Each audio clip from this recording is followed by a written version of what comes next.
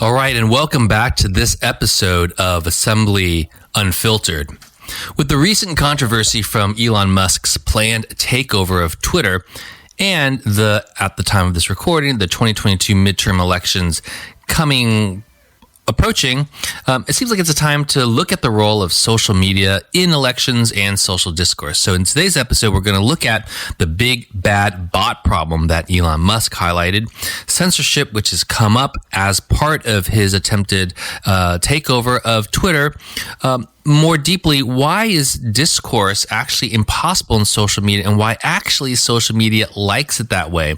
And then some of the underlying challenges of monetizing attention and fact checking. So stay tuned for more right after this.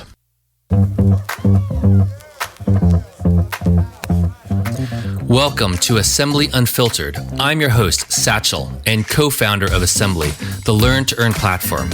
Assembly Unfiltered is a podcast about democracy, privacy, blockchain, politics, leadership, company culture, crypto, security, and startups. It's meant for anyone who believes that all of us are living in challenging, turbulent, and even exciting times. We're living in a moment ripe for dramatic change. We envision this as a podcast for our tribe, people who share an interest in how all these threads weave together for better communities. This is meant for our learners, voters, advertisers, civic organizations, tech geeks, developers, and employees. I hope you enjoy this episode of Assembly Unfiltered.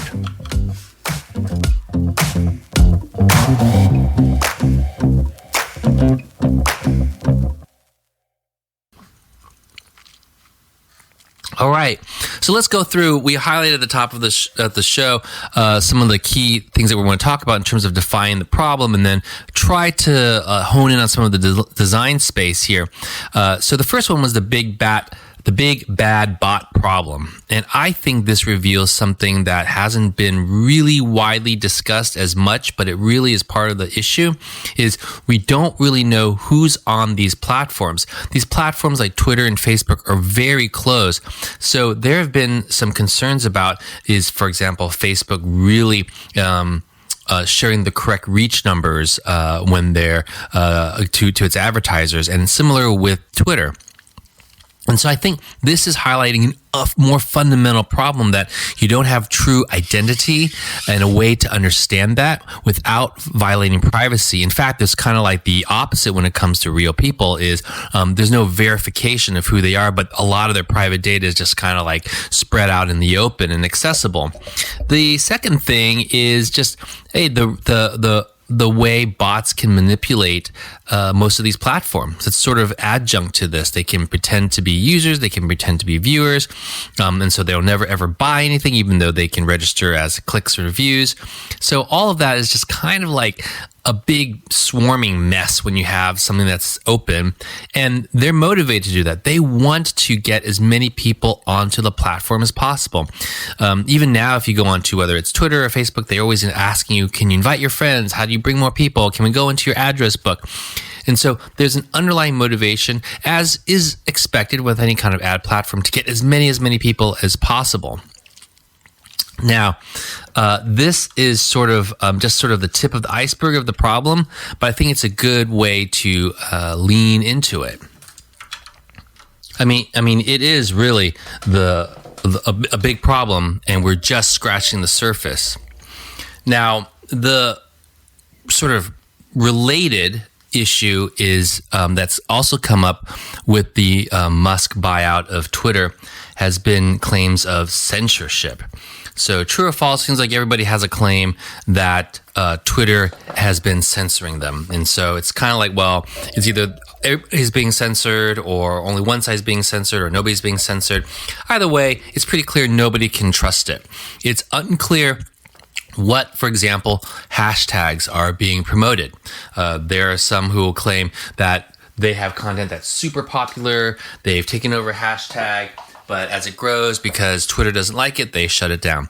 There's some who say that their posts are being deleted or suppressed, and those are choices that are being made. I mean, this is a hard problem, especially when it's a free-for-all. They've been designed to be sort of a cyber public square in which anybody can say anything that they want. But at some point when you have this scaling factor where something that can say something and it goes global, it does become a problem where there's false information that's being communicated.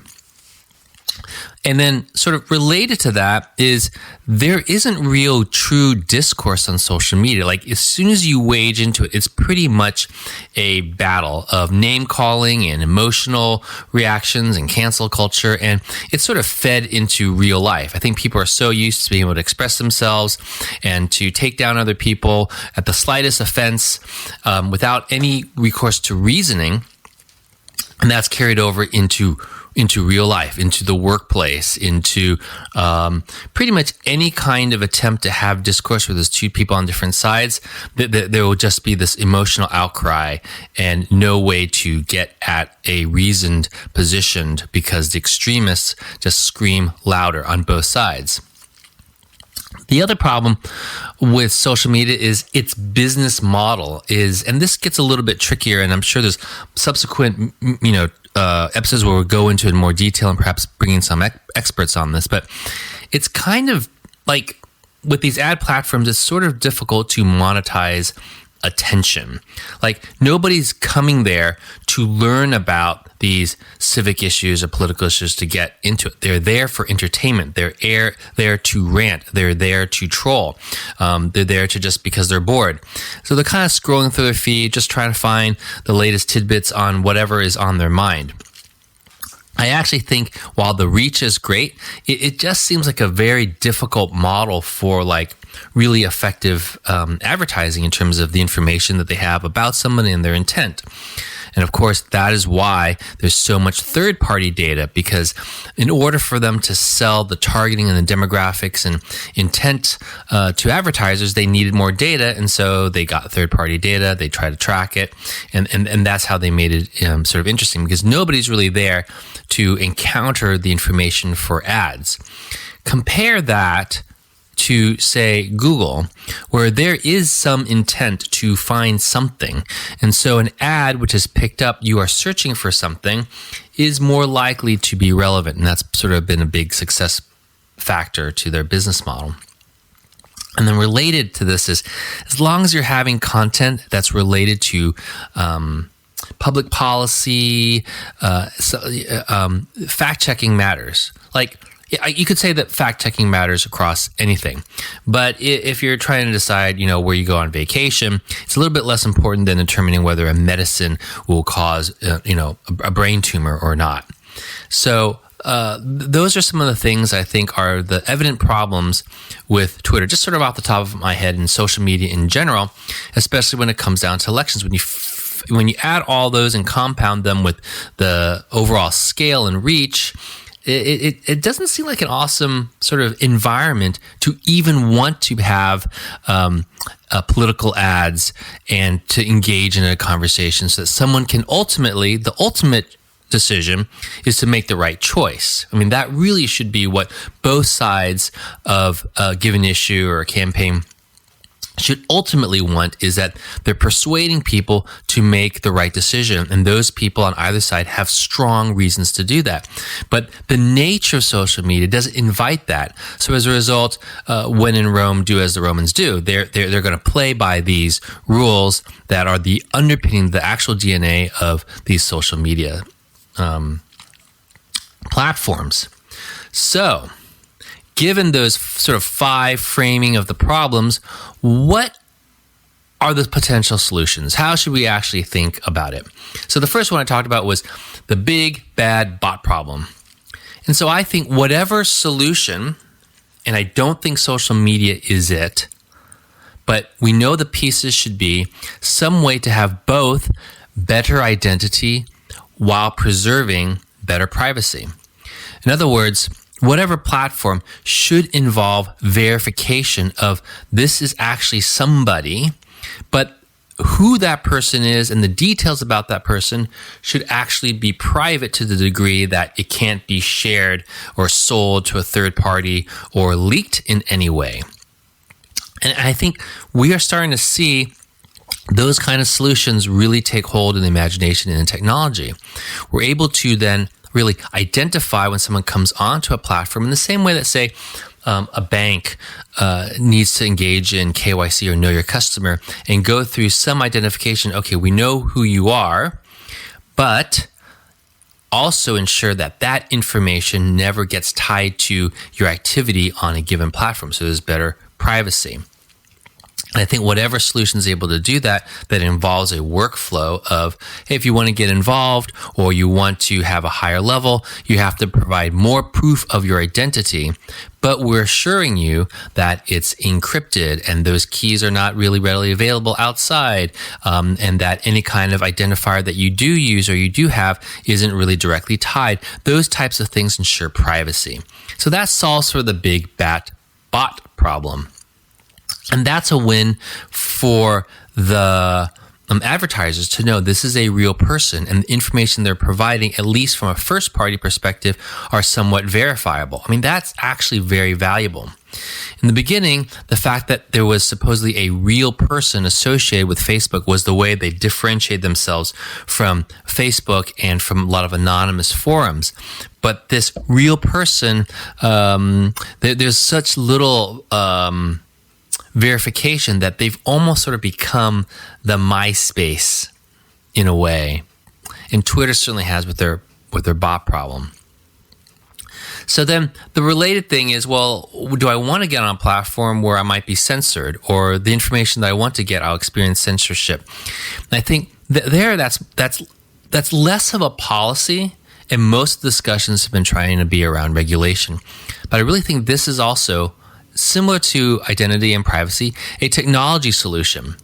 There are now ways that content can be proven and preserved in an immutable way. This was an issue that came up with Facebook when researchers were trying to understand some of the ads they wanted to research simply could not be found in the library, even though they were aware that it had one time existed.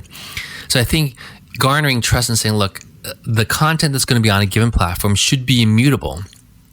But at the same time, to deal with the censorship, there should be transparency on what is on there, what gets promoted, who's behind a given content. A lot of that is very opaque and hidden.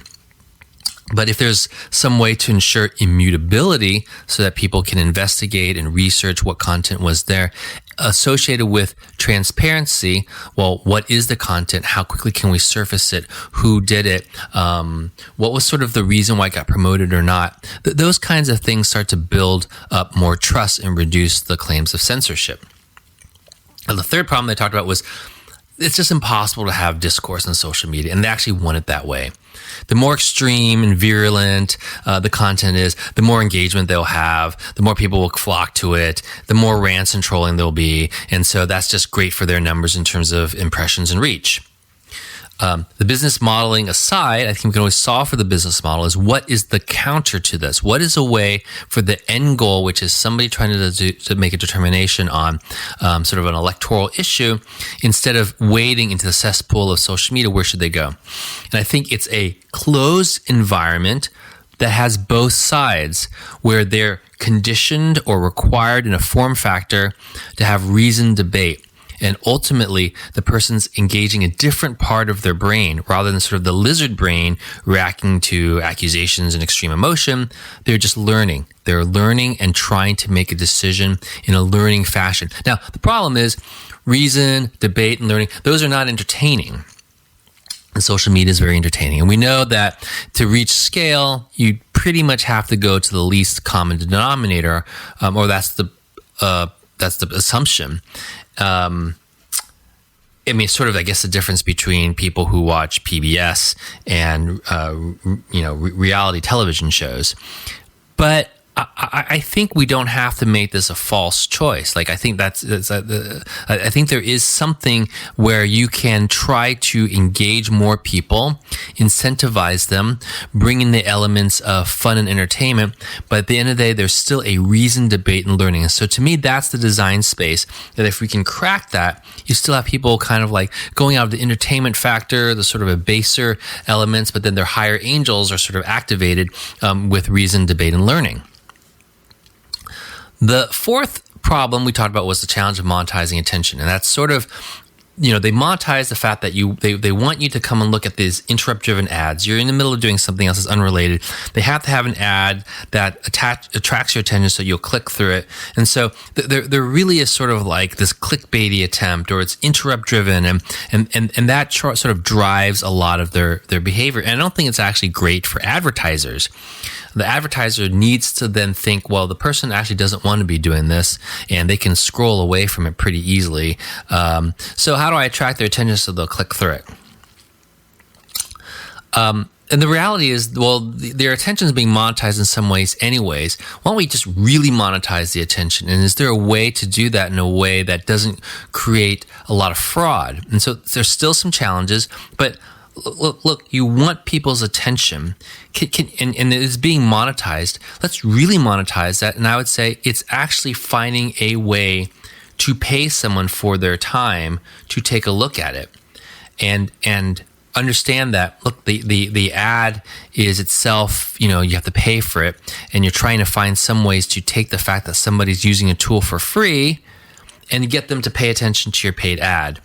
And it's sort of like cutting out the middleman. They're there right now on social media for all the noise and entertainment and the gossip, and then you try to pull them away to say, hey, look at my ad, and try to understand, the issue or the product that I'm trying to do. Why not find a way to get people there directly as possible? And I think if you cut out the middleman and it's a more direct experience where they're motivated to want to actually learn about what you're offering in terms of your campaign or your issue, then I think that model streamlines things. The last part, which I talked about, was fact checking, and who does it, and it's just hard to do, and there's so much there, and it's definitely not something that you want the platform to do. They don't want to do it. There's too much there, and I don't have all the answers to it. But I think by closing the environment so that it's a handful of people who are paying to get in front of audiences. The audiences, by their nature, are seeing both sides, and it really is a battle of ideas. And then since this is an ecosystem where people are paying and vying for attention, if there were a way to actually share the wealth and incentivize legitimate fact checkers, and I realize who's a legitimate fact checker might come into play. It's a little bit challenging, but I think it's a smaller sort of subset to deal with, and have them motivated, and there's some sort of checking. That's an opportunity to do that. And I think there are, again, technology which is enabling this to be easier, to incentivize legitimate fact checkers to participate in an ad if it goes viral and it's popular, but they also are incentivized to legitimately provide some fact checking. But the fact checking that they do is also open. So if somebody wants to challenge a fact checker for a given ad, that's also available and visible and transparent. So I've talked about a number of these solution spaces just to kind of like get us going. But the important part of this episode is really, let's understand the nature of the problem. So maybe social media itself, its very nature, its very ability to be so open, have bots, and it's so opaque, so it looks like censorship. It's depending on, extremism and emotion. So there's no discourse. People aren't there to actually learn about issues. So there's a lot of sort of like the model of monetizing attention is not actually really great for leading to discourse and intelligent discussion. And then the fact-checking problem. And I think there are ways to do it, and they actually are technology-driven as opposed to regulation-driven, bureaucracy-driven. There are ways to drive towards getting better, transparency, openness, changing the form factor from this open square to a reasoned debate, but then ensuring people are excited about doing it, incentivized to do it. They're drawn towards it as opposed to being, very staid and boring. And that is typically what most learning, debate, and reason falls under. It just seems boring.